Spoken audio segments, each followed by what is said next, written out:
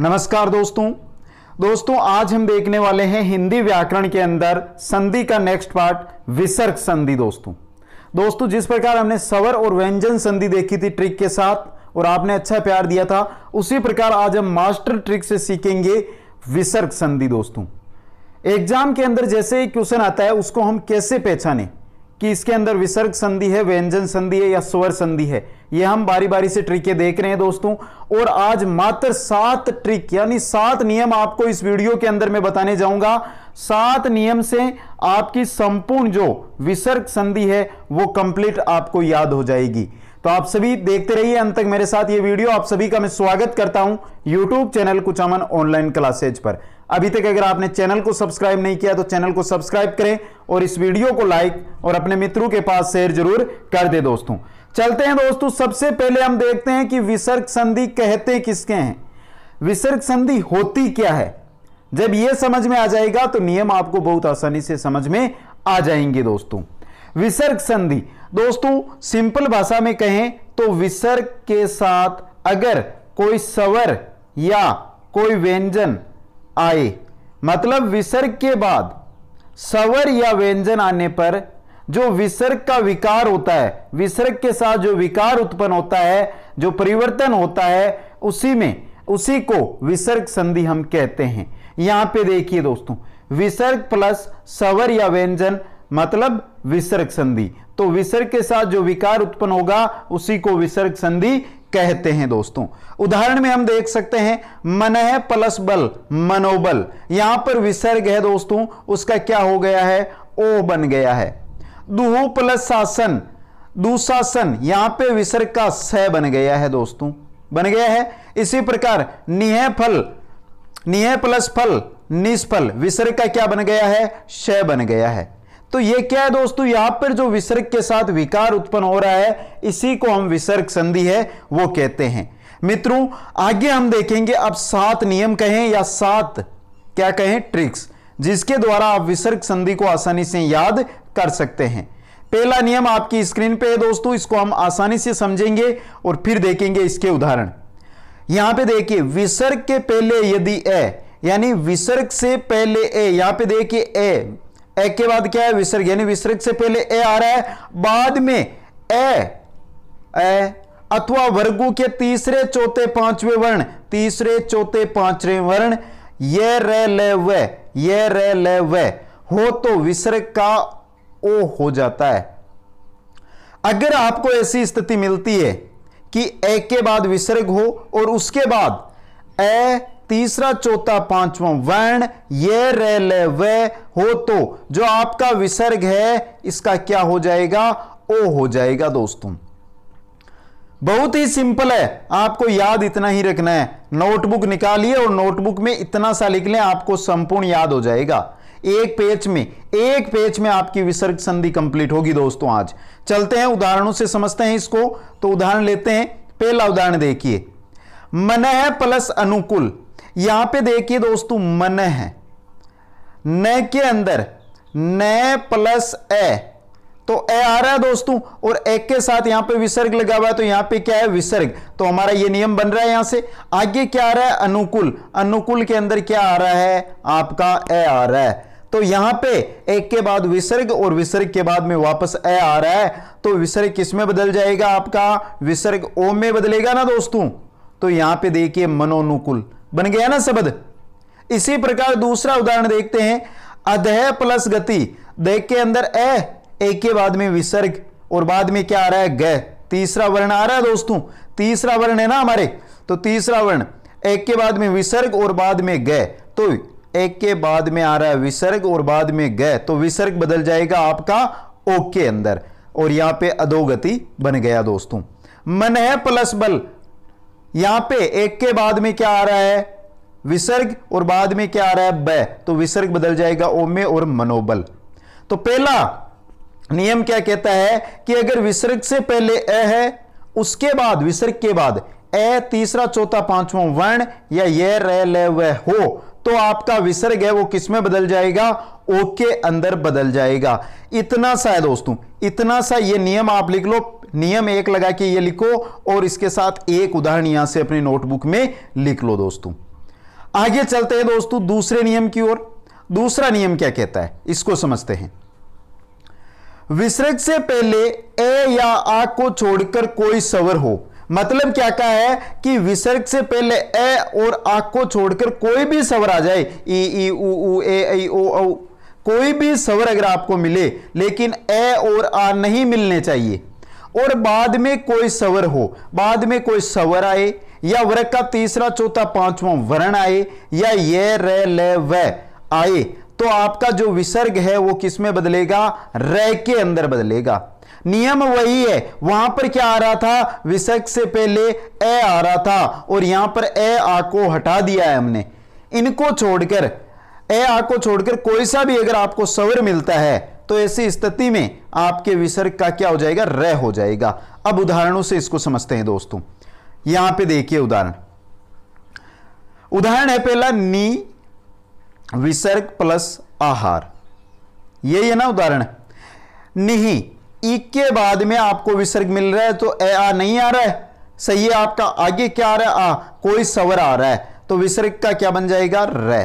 क्या बन जाएगा, रह। और यहां पे देखिए विसर्ग का रे बनेगा, रे आ में मिलेगा तो रा हो जाएगा, निराहार। निह आशा, ई के बाद में विसर्ग आ तो यहां पे निराशा। निह धन, नी है तो यहां पे ई के बाद में विसर्ग प्लस द यानी चौथा वर्ण आ रहा है, तीसरा चौथा पांचवा वर्ण आ सकता है, तो विसर्ग बदल जाएगा रे में और यह निर्धन बन गया। यह था हमारा दूसरा नियम दोस्तों। आगे चलते हैं हम तीसरे नियम की ओर। तीसरा नियम बहुत ही सिंपल है। तीसरा नियम तो मित्रों, विसर्ग से पहले कोई स्वर हो और बाद में च छ से हो तो विसर्ग का से हो जाता है। अगर आपको विसर्ग है उससे पहले कोई भी स्वर मिल जाए, जिस प्रकार हमने यहां पे लिख रखा है कि विसर्ग से पहले क्या है, स्वर है, और उसके बाद विसर्ग के बाद आपको क्या मिले, च छ से, ये तीन अगर मिलते हैं तो आपका जो विसर्ग है वो किस में बदल जाएगा, श में बदल जाएगा दोस्तों। बहुत ही सिंपल है दोस्तों। देखिए निह प्लस चल, यहां पे देखिए निह प्लस चल के अंदर हम देखते हैं तो निह ई के बाद में क्या आ रहा है, विसर्ग, तो क्या आ रहा है आपका यहां पे स्वर आ रहा है। बाद में क्या आ रहा है, चल यानी च आ रहा है, तो च छ और स में से च आ रहा है यहां पे।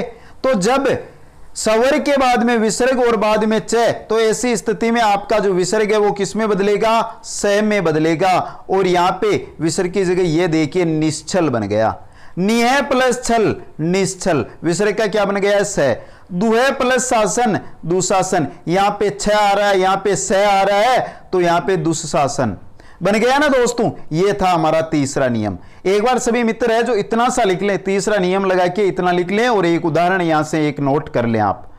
अगले नियम की ओर चलते हैं, चौथा नियम। चौथा नियम क्या कहता है, यह भी बहुत सिंपल है। विसर्ग के बाद यदि तय या स हो तो विसर्ग स बन जाता है। क्या कहे, विसर्ग के बाद आपको अगर तय या स मिले तो आपका जो विसर्ग है ना ये क्या बन जाएगा, स सड़क वाला बन जाएगा दोस्तों। कैसे, न में है प्लस ते, यहां पे देखिए विसर्ग के बाद में तय आ रहा है तो विसर्ग किस में बदलेगा, स सड़क वाले में। और यहां पे देखिए ये आपको यहां पे दिखाई दे रहा है, क्या दिखाई दे रहा है, नमस्ते, नमस्ते के अंदर स बन रहा है। निहि प्लस संतान, विसर्ग के बाद में आपको क्या मिल रहा है, स मिल रहा है, स देखिए यहां पे, तो विसर्ग बदल जाएगा स सड़क वाले में और निसंतान। दुशासन, दुसाहस, दु प्लस साहस यानी विसर्ग के बाद में स है तो विसर्ग बदल जाएगा स में दुसाहस। यह था चौथा नियम। तो इसको भी लिख लें एक बार मित्र, सभी मित्र लिख लें, इतना सा लिख लें आप और यह उदाहरण लिख लें इसका। शॉर्ट के अंदर आपका विसर्ग संधि है कंप्लीट हो जाएगा दोस्तों। अगले नियम की ओर चलते हैं, पांचवा नियम देखते हैं। पांचवा नियम क्या कहता है, विसर्ग से पहले ई उ, विसर्ग से जो है उससे पहले आपको क्या मिलेगा, ई और उ। यहां पे देखिए ई और उ मिल रहा है। बाद में क ख ट ठ प फ में से कोई वर्ण हो तो विसर्ग का स हो जाता है। क ख ट ठ प फ ये मिले अगर बाद में विसर्ग के बाद में तो विसर्ग है उसका स बन जाता है दोस्तों। क्या बन जाता है, स। उदाहरण देखिए, निह प्लस कलंक, निह विसर्ग से पहले आपको क्या मिल रही है, यहां पे ई मिल रही है दोस्तों। क्या मिल रही है, ई मिल रही है। अब ई के बाद में क्या आ रहा है, विसर्ग, और विसर्ग के बाद में आ रहा है क। तो यहां पे देखिए ई के बाद में विसर्ग और विसर्ग के बाद में क, तो विसर्ग किस में बदल जाएगा, स में, निष्कलंक। चतुपाद, चतु, यहां पे उ के बाद में विसर्ग है और बाद में प आ रहा है, तो चतुष्पाद, विसर्ग किस में बदल जाएगा, स में। निह प्लस फल, निह प्लस फल, ई के बाद में विसर्ग और बाद में क्या आ रहा है, विसर्ग के फल आ रहा है, तो विसर्ग बदल जाएगा स में और निस फल दोस्तों। तो सभी मित्र एक बार इतना सा नोट कर लें इसका, और साथ में एक उदाहरण ये जरूर अपने नोटबुक के अंदर लिख लें दोस्तों। चलते हैं नेक्स्ट नियम की ओर। छठवां नियम देखते हैं। यदि ई और उ के बाद, ई उ के बाद विसर्ग हो, जैसे ई उ के बाद विसर्ग हो, यहां पे बाय मिस्टेक है, ई और उ के बाद विसर्ग हो और उसके बाद क्या आए, रह आए, यहां पे रह आ रहा है, आए तो विसर्ग का लोप हो जाता है। तो जो आपका यहां पे जो विसर्ग है इसको क्या है, लोप यानी हटा दिया जाता है। लेकिन अगर ई है तो ई का दीर्घ ई हो जाएगा और उ है तो उ का भी दीर्घ उ हो जाएगा दोस्तों। जैसे निह प्लस रोग, ई के बाद में आपको विसर्ग मिल रहा है और बाद में र मिल रहा है, ई के बाद में विसर्ग और बाद में क्या मिल रहा है, रोग, रोग, तो विसर्ग का तो क्या हो गया है, यहां पे लोप हो गया है। लेकिन जो नी के अंदर ई की मात्रा है ये दीर्घ हो गई है और निरोग बन गया है। निह प्लस रस, ई के बाद में क्या आ रहा है, विसर्ग और बाद में रह, तो विसर्ग का तो क्या हो जाएगा, आपके लोप हो जाएगा। लेकिन जो ई की मात्रा ये दीर्घ हो जाएगी और शब्द बन जाएगा निरस। ये बहुत ही इंपॉर्टेंट नियम है दोस्तों, इससे एग्जाम के अंदर क्वेश्चन है जो बहुत बार आते हैं, सीधा क्वेश्चन यहां से पूछा जाता है, इनमें से निरोग और निरस में से दोस्तों। यह था छठवां नियम। अब चलते हैं दोस्तों अंतिम नियम की ओर, और अंतिम नियम है जो बहुत ही सिंपल है और इससे एग्जाम के अंदर क्वेश्चन भी आते हैं। विसर्ग के पहले ए हो, यहां पे देखिए विसर्ग से पहले ए है और बाद में क ख अथवा प फ हो, क ख प फ होने पर विसर्ग में कोई परिवर्तन नहीं होता है, जैसा का तैसा विसर्ग है वो लग जाता है दोस्तों।